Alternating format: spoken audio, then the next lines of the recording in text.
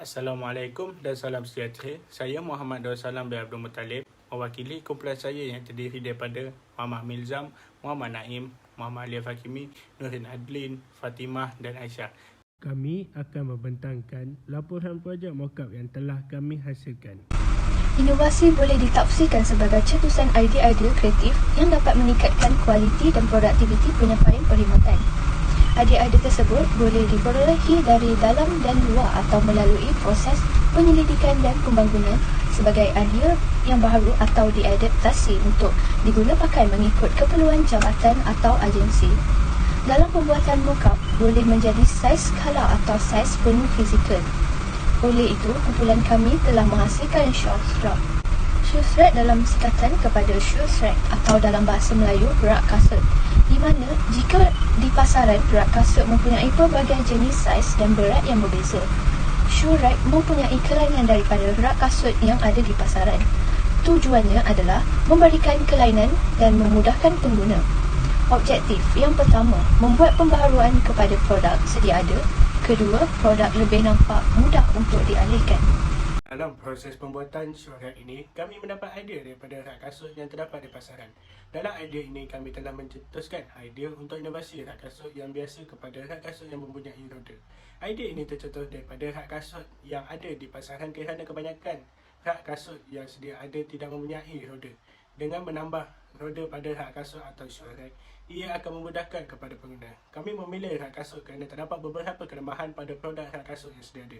Dalam keadaan ini, kami membuat satu rak kasut yang memberi kemudahan kepada pengguna dengan menambahkan roda pada rak kasut dan ianya lebih mudah kepada pengguna. Seterusnya adalah perkembangan. Perkembangan merupakan penukaran idea kepada produk asalnya. Produk tersebut tidak untuk dijual kepada pengguna, tetapi ia mempunyai ciri-ciri ditonjolkan pada produk lain. Ia juga mempunyai beberapa perkara yang perlu dilakukan untuk mencapai kualiti yang terbaik seperti yang diingini oleh pelanggan. Di samping itu, penukaran idea. Penukaran idea kepada produk asalnya dihasilkan dengan cara mockup. Kami telah menambah roda pada shoe rack tersebut. Cara penghasilan mockup ini menjimatkan tenaga dan RM2. Selain itu, proses pengembangan idea. Proses pengembangan idea amat penting untuk memastikan sesuatu produk itu mengikut kesesuaian pengguna pada masa kini. Produk ini berdasarkan idea-idea yang dikemukakan dalam pembincangan ahli kumpulan.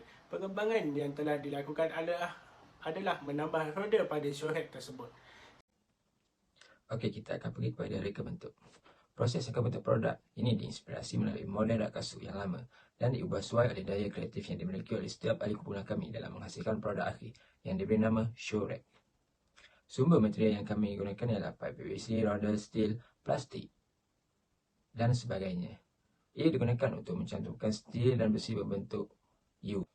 Kami memotong pipe PVC dengan ukuran 8.7 cm dan bersamaan lebar 3 cm sebanyak 4 pieces.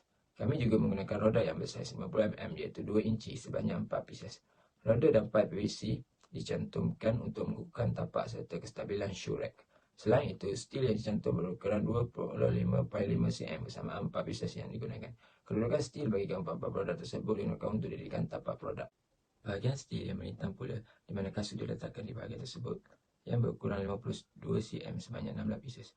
Bahagian penting bagi shoe rack ini ialah plastik yang merupakan cantuman bagi steel melintang dengan steel yang dicantum bersama. Ukuran plastik cantuman ini ialah 24 cm dan digunakan sebanyak 8 pieces. Seterusnya, steel berbentuk U digunakan di bahagian atas untuk menjadikan produk kelihatan kemas. Steel berbentuk U berukuran 24 cm bersamaan 2 pieces. Produk kami dianggarkan panjang 2 kaki setengah dan lebar 1 kaki manakala tinggi 3 kaki setengah. Akhir sekali, proses pembuatan shoe rack. Proses pembuatan ini mengambil masa dalam 30 minit untuk disiapkan sepenuhnya. Dengan adanya produk kami ini, kami berharap dapat memudahkan ramai pengguna dan kami juga mempunyai harapan yang tinggi agar produk kami ini dapat menarik minat orang ramai untuk menggunakannya. Penilaian pemasaran. Penilaian pemasaran ada 3. Yang pertama adalah target pemasaran, yang kedua adalah fungsi produk, dan yang ketiga adalah perbandingan produk kami dan juga produk yang berada di pasaran. So, yang pertama adalah target pemasaran. So, dalam pemasaran ini ataupun dalam produk kami targetkan kepada golongan belia, iaitu golongan yang mempunyai rumah sendiri ataupun di kalangan dewasa lah. kerana ia sangat sesuai untuk diletakkan di kawasan kediaman anda. Yang kedua adalah fungsi. Fungsi produk kami adalah mudah untuk dialihkan ataupun mudah untuk bergerak dan ianya lebih ringan berbanding dengan produk yang berada di pasaran. Jadi bagi produk fungsi ini sangat efisien kepada pengguna dan mesra pengguna. Bagi perbandingan produk kami dengan produk pasaran luar, jika dapat dilihat produk kami lebih efisien dan lebih minimalis berbanding dengan produk yang berada di pasaran luar. Dan kami juga mempunyai roda pada kaki rak tersebut kerana ia mudah untuk digerakkan ataupun mudah untuk dialihkan sebagai dekorasi rumah anda. Okey, seterusnya ialah kejuruteraan produk. Proses pembuatan syorak ini diilhamkan daripada model rak kasut yang lama dan diubah sesuai oleh daya kreatif yang dimiliki oleh setiap ahli kumpulan kami.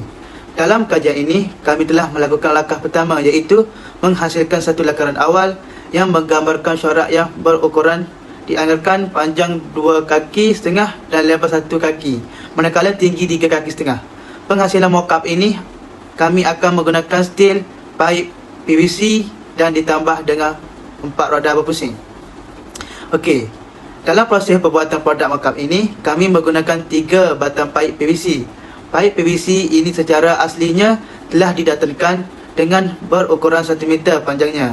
Kami telah memotong pipe PVC tersebut dengan ukuran 8.7 cm dan bersamaan lebar 3 cm sebanyak 4 biji. Kami juga telah menggunakan roda yang besar 50 mm iaitu 2 inci sebanyak 4 biji. Roda dan pipe PVC ini dicantumkan untuk menguatkan dan mengukuhkan tapak serta kestabilan syorak. Selain itu juga steel yang dicantumkan berukuran 25.5 cm sebanyak 4 biji yang digunakan. Okey, seterusnya pada bahagian steel yang melintang pula, di mana tempat kasut diletakkan di bahagian tersebut yang berukuran 52 cm sebanyak 16 batang. Pada bahagian penting bagi syorak ini ialah plastik yang merupakan cantuman bagi steel melintang dengan steel yang dicantum bersama. Ukuran plastik cantuman ini ialah 24 cm dan digunakan sebanyak 8 biji. Seterusnya, steel berbentuk U pula digunakan di bahagian atas untuk menjadikan produk kelihatan kemas. Steel ini juga berbentuk U berukuran 24 cm bersamaan 2 biji yang digunakan. Okey, akhir sekali, kumpulan kami telah bercadang untuk menginovasikan model rak kasut lama yang dikenali sebagai syorak ini dengan menambahkan sebuah fungsi baru pada syorak di bahagian tapak syorak, iaitu roda. Bahagian roda ini adalah tujuan untuk memudahkan para pengguna menggerakkan syorak ke mana-mana. Syorak ini juga diciptakan sebagai produk yang kalis air, yang tidak berkarat dan tidak mudah untuk rosak. Okey, seterusnya kita pergi kepada ujian pemasaran. Yang pertama, cara menjalankan ujian pemasaran. Kami telah mengambil kira pengiraan harga tokokan dengan menambah satu jumlah ke atas kos produk dan jumlah harga ini perlu dibayar oleh pelanggan. Selain itu, penentuan harga kompetitif perlu digunakan apabila harga pasaran untuk suatu produk dan perkhidmatan itu telah ditetapkan. Kaedah ini digunakan jika terdapat syarikat yang lebih menguasai pasaran dan syarikat yang lebih kecil perlu mengikut harga tersebut. Di samping itu, cara pembungkusan juga diterapkan oleh kami bagi produk yang kami hasilkan. Tujuan utama pembungkusan ini adalah untuk melindungi produk daripada rosak ketika pengendalian dan pengedaran kepada pelanggan kami. Okey, seterusnya, yang kedua adalah siapa yang berpotensi menjadi pelanggan. Golongan yang berpotensi menjadi pelanggan kami adalah di kalangan belia sehingga dewasa. Ini kerana golongan tersebut telah bekerja dan mungkin mempunyai bilangan kasut yang banyak. Okey, selain itu, syorak ini juga dapat memberi kemudahan terhadap golongan tersebut untuk meletakkan kasut mereka dalam bilangan yang banyak.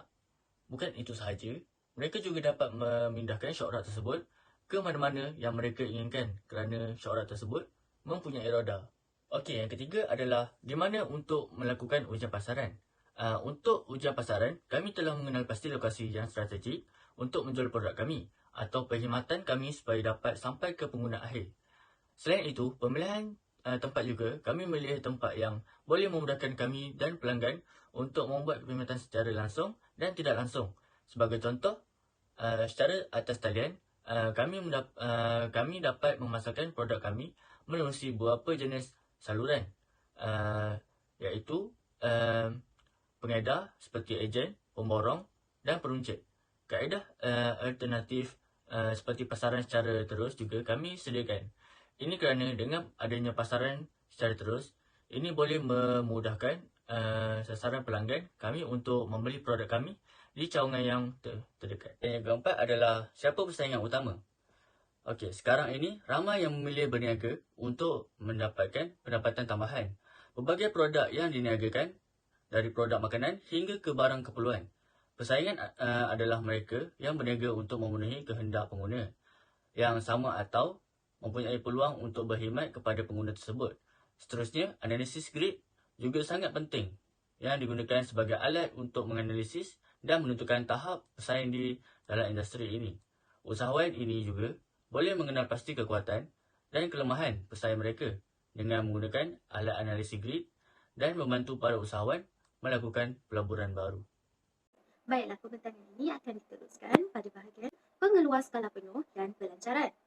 Baiklah, pada bahagian ini saya akan menerangkan pelancaran syorek, strategi memperkenalkan syorek kepada pelanggan dan pengeluar utama yang berpotensi untuk mengeluarkan produk syorek. Pelancaran bagi produk syorek ini dijangkakan akan dikeluarkan pada awal bulan September, iaitu pada 9 hari bulan September 2022. Seterusnya, saya akan pergi kepada strategi memperkenalkan syorek kepada pelanggan. Bagaimana kami memperkenalkan produk kami dengan pemasaran digital? Kami menggunakan media sosial seperti platform Facebook, laman web dan brosur digital. Pemasaran digital yang kami guna adalah media sosial. Kami memperkenalkan syorek di platform Facebook kerana syorek kami akan mendapat sambutan pengguna atau pembeli dari pelbagai kawasan dan tempat. Pemasaran seterusnya kami menggunakan laman web. Pembangunan laman web sendiri adalah salah satu idea pemasaran digital bagi melancarkan produk syorek ini. Kami juga menggunakan bantuan teknik atau kaedah daripada SEO. Apakah itu SEO? SEO ini adalah Search Engine Optimization yang merupakan suatu kaedah pemasaran yang matlamat utamanya adalah untuk memastikan nama web perniagaan syarikat kami berjaya masuk ke halaman Google. Dengan bantuan SEO ini, laman web kami mudah dicari oleh pengguna internet dengan hanya menaip syorek. Hal ini memudahkan pengguna internet mencari maklumat tentang produk yang ditawarkan oleh kami dengan cepat dan pantas. Syarikat kami memilih brosur digital ini bagi memudahkan pengguna atau pembeli mengakses brosur digital kami pada bila-bila masa dan di mana jua tempat anda berada. Pengguna juga dapat melihat isi kandungan produk dengan menggunakan peranti telefon ataupun komputer. Sekaligus, cepat pengguna ini dapat berkongsi maklumat dengan pelanggan lain yang berpotensi untuk membeli syorek. Sebelum pembentangan ini berakhir, siapakah pengeluar utama yang berpotensi mengeluarkan produk syorek ini? Kami telah memilih pengeluar utama yang berpotensi adalah Ihsan Furniture Manufacturing Sendirian Berhad.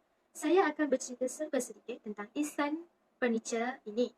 Ihsan Furniture merupakan salah satu pengeluar sofa yang berjenama dan ditubuhkan di Malaysia pada awal tahun 2008. Mengapa kami memilih Ihsan Furniture ini adalah kerana mereka berpotensi mengeluarkan syorek kerana tiada lagi pilihan rak kasut yang dibuat dalam syarikat Ihsan Furniture. Hal ini dapat mengurangkan sedikit pesaing-pesaing pengeluar rak kasut yang lain. Oleh itu, produk syorek akan menjadi satu-satunya rak kasut yang pertama dibuat dan dikeluarkan oleh Ihsan Furniture. Secara keseluruhannya, penggunaan inovasi yang ditambah ke atas rak kasut ini dapat membantu semua pengguna mengalihkan rak kasut tanpa perlu mengangkat dan tidak menjadi satu bebanan apabila mengemas. Penggunaan ciri roda yang ditambah pada rak kasut ini menjadi nilai tambah kepada pengguna memindahkan rak kasut dengan hanya menolak ke tempat yang lain. Maka berakhirlah perbincangan kami pada kali ini. Kami mengucapkan terima kasih kepada Sir Nik Muhammad Firdaus bin Zainal atas bimbingan dan tunjuk ajar sepanjang semester ini. Sekian, terima kasih.